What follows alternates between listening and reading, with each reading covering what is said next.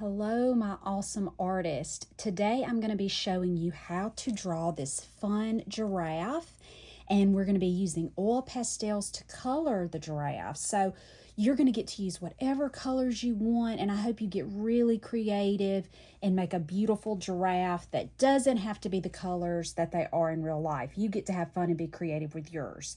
So this is kind of what they're going to look like. You know, giraffes have a really long neck, so we have to use a really long piece of paper. It's so long that my camera's kind of cutting some off, but you see how long it is. And we're going to turn the paper this way where it's portrait style, so that we're doing a portrait of a giraffe. A portrait is a picture of usually of someone's face, but we're going to do an animal's face. And it's vertical, so the long side is going up and down. So I'm going to get my black sheet of paper. You can go ahead and put your name labels on the back.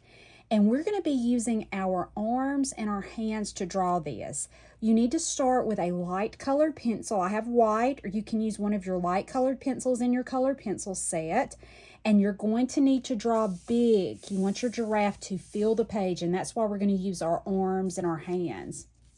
So to begin with, I'm going to take my hand and kind of make a fist. It's not a real tight fist like that. I kind of let my fingers come up a little bit, and you're going to go close to the top, but you see I'm not going all the way to the top because I need the little place for its little horn things that stick up. So I'm going to do this, and I'm going to kind of center my arm in the center of the paper because that's what we're going to use to kind of make its neck. Now, your arms and hands are probably smaller than mine because I'm a grown-up. So even with mine, I'm going to go outside of my arm, kind of out from it, and not make it really tight because I want it to be a little bit bigger. You'll need to do that on yours also. All right, so I'm going to start at the very bottom, and I'm going to come up. I'm going just around it, out from it. Do you see how I'm coming out from it? And then when I get to my hand, I'm going to go around. I'm coming pretty far out from it because I want his face to be big. And then I'm going to go down. And I kind of get bigger as I get to the bottom. Okay, and that's kind of what we've got, this shape here. All right, now we're going to add the facial features and the ears and the little things that stick up on its head. So to begin with, let's come on the left side and make some big ears. Giraffes have big ears, and we're going to make this football shape. It's called an ellipse. See how that kind of looks like a football? Let's do one. I'm going to scoot this over just a little bit. Let's do one on the other side. And then we'll make the little things that stick up. So I'm going to go up. Very top of the page. Okay, now let's make his face. So his face kind of goes around, and then we're just going to make it come down like this. So you'll need to make a line that kind of curves up somewhere in this area. And we're going to make his nose, so his muzzle. So see on this one how his muzzle, that's where his nose and his mouth are. So we're going to come up. And I like to kind of dip down where his nostrils are. We're going to give our giraffe a big smile. And 2 nostrils. 2 oval shapes. They're not circles, they're kind of stretched out. They're more like ovals. Then I'm going to make this place that comes, it's kind of a different shade on its head, a different color. So I can start where my ears are, and then I go down to right about in the middle of the nose. See where the ears kind of came? That's how you know you're lining it up good. And then let's make a little extra ear flap here towards the top. Let's do that. And our giraffe needs some eyes. So the eyes are on the side of the face. So I'm just going to make a half oval shape there, and one on this side, and I'm going to give a white circle in there for each of them, and that's the reflection that's on the giraffe's eyes. I want my giraffe to have some eyelashes, so you might want yours so they come off of the side of the head. And then our giraffe needs some spots because giraffes have these big, large spots on them, and they're not perfect circles. They're just kind of these misshapen circular-like shapes. So I'm going to make some on each side. And then all down its neck. So some of them start at the side of the neck and you only see half of it, and some of them you see all of it. Some are big and some are little. They're all different shapes though. They're not all exactly the same. That's what a giraffe looks like. Now be thinking about what colors you want to use for your giraffe. We're going to be using warm and cool colors.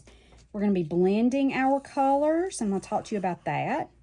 We're going to be using these chunky oil pastels. I like these because you can really get your hands around them.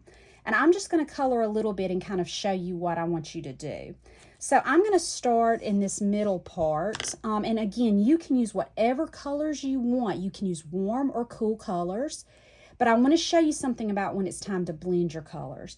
So I'm going to start here. This time I used some yellows and oranges there. This time I think I'm going to use some pinks. So I'm going to just start coloring with my oil pastel.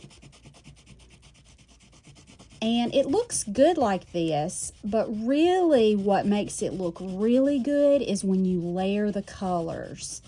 So teachers, that's just really important. Layering the colors, it just gives it a little more dimension, makes it look more interesting, a little more variety.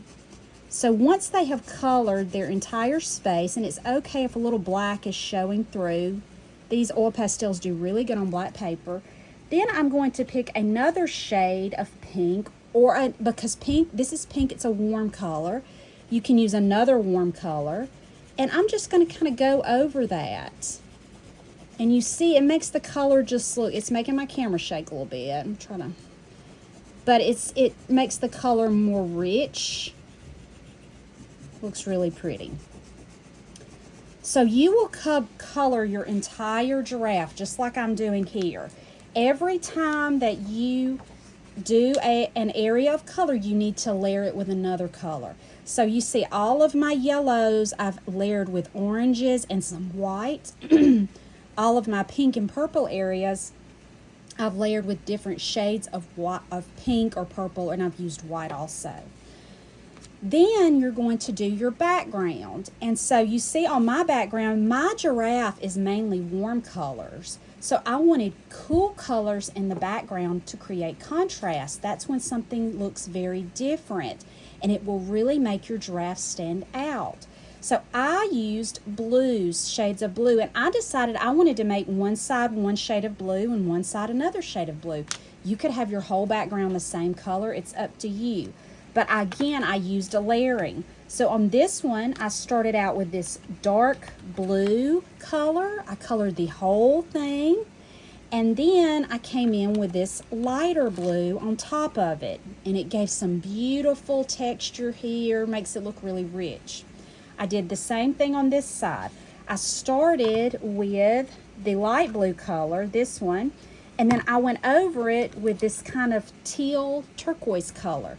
So you see here I've colored it with the turquoise, but I haven't down here. It's kind of hard to see on the camera, but it does look different. And so this part I hadn't done yet, so I'm just going to go back in and layer that on there. I don't know that it's showing up great on the camera, but in real life you can see the contrast of the two different colors and how they're blending really nicely. So you just go back over it. When you're finished, you need to go in and outline everything with your black oil pastel. So I've outlined every single line that I drew with my colored pencil, and I've just got this one little place where I need to do the eyelashes on this side. And outlining it will really make him stand out and look really vibrant, make the colors look even better. So make sure you don't forget that step. And teachers, make sure you remind the students if the oil pastels get dirty, you can wipe them with a paper towel. And another thing that you can do if your students are having a hard time when they're outlining in black and they're smearing it with their hand, because I can kind of hold my hand in the air when I outline, but your students may not be able to do that. So you can give them a scrap piece of paper, like copy paper, and they can put it underneath their hand. That keeps it from smearing. You can also remind the students that as they're outlining, they can turn their paper so that they can reach areas better instead of trying to hold it the same direction. So I can't wait to see how these turn out. Be creative, use lots of bright, fun colors, and when your teacher sends them to me, I will put them on Artsonia, and some of them may even go in our art show, so do a really good job, and I will see you next time.